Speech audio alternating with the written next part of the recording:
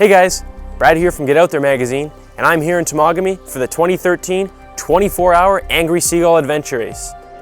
The Angry Seagull Adventure Race is one of Ontario's premier adventure races, in which racers have over 24 hours to complete a roughly 150-kilometer course through the wilds of Temagami.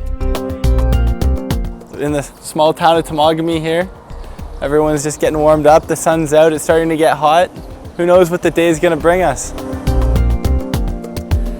This year's Angry Seagull Adventure Race team started on bikes at Temagami Station.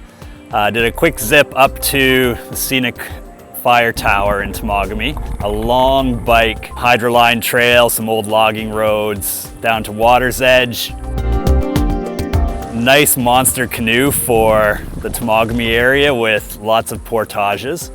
The canoe stage took teams through a difficult canoe route, involving multiple portages, with several over a kilometer in length. Teams were still in the water as the sun set, posing a great challenge for navigation to the next checkpoint and transition area. Once they got through all that, they dropped their canoes, headed out on a 20 to 30K trek through the bush, through the dark, lots of thick bush, lots of navigation choices, and finishing up on Red Squirrel Road early in the morning. Pushing through the night, teams faced navigation options to swim across lakes and swamps, and forged ahead to finish anywhere between 8 a.m. and noon the following day.